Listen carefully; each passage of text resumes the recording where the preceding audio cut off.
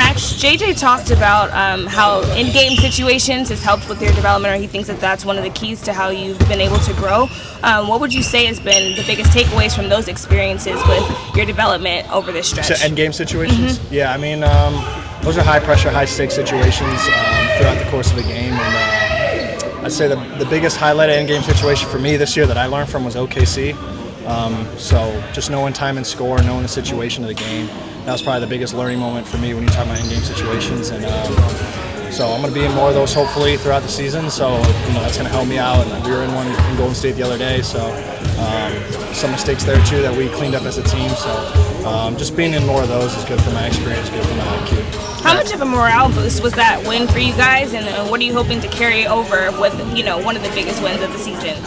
Yeah, I mean, we want to carry that momentum into the games coming up now too. We have a lot of home games. We got Cleveland, I think, and SAC coming up here soon. So those are two good teams that we need to protect home court for. So that's a good momentum builder for us, that win on Christmas. So we're looking forward to kind of building off of that, keeping that energy going, keeping that momentum going for us, and just trying to stack some wins.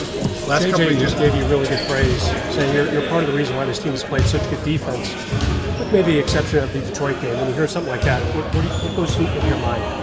Yeah, I mean, that's great encouragement for me, because that's kind of what I focus on, is my defensive pride and kind of that end of the floor. If I'm able to contribute on that end and make a three or two and kind of be aggressive on the offensive end, then I think I can help us win a lot of games. And so far I think I've been doing a decent job, just kind of guarding the best player, giving them my best fit, my best energy, trying to make it tough for them. And I think it kind of energizes the team as well. When you start at the point of attack and kind of make it tough for them, it kind of trickles down to everybody else. So the last couple of years you put in so much work with the hope of getting consistent play. Now that you're a starter and having the role, how does it kind of line up to how you envision what it will be like? Yeah, I mean, I've watched for the last 2.5 years, just kind of seeing how it goes, and it's different when you're actually in it and you actually experience it. So it was a bit of a learning curve to start for sure, but I think I've gotten a lot more comfortable with the guys that I'm playing with, the rest of the starters, just kind of being in that position for minutes load and just kind of who I'm guarding and stuff like that. So it's different for sure, obviously, from watching it to actually being in it.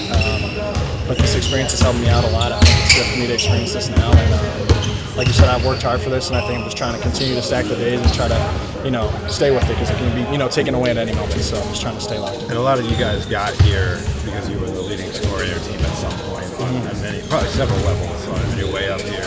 I think you had double-digit shot attempts against Golden State, but that's not really been kind of your shot diet since you've been in the starting lineup. Has that been an adjustment, just in terms of, I guess not using that as a way to feel,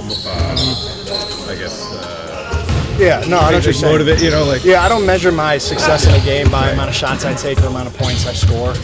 It's been an adjustment for sure, absolutely. I think, like you said, growing up, you're kind of the guy on most of your teams, and then you come, into an organization like this where you have a bunch of all-stars and Hall of Famers, and you're not that guy anymore, obviously. So it's been an adjustment. I've been adjusting for the last 2 years, and now I feel extremely comfortable. And like I said, I don't measure my success from a game off of the amount of shots I take or the amount of points I score and whatnot. So it's more so for me, obviously, my defense and my energy.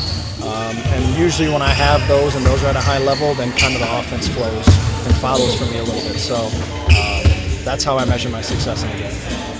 LeBron's about to turn 40 here in a couple of days.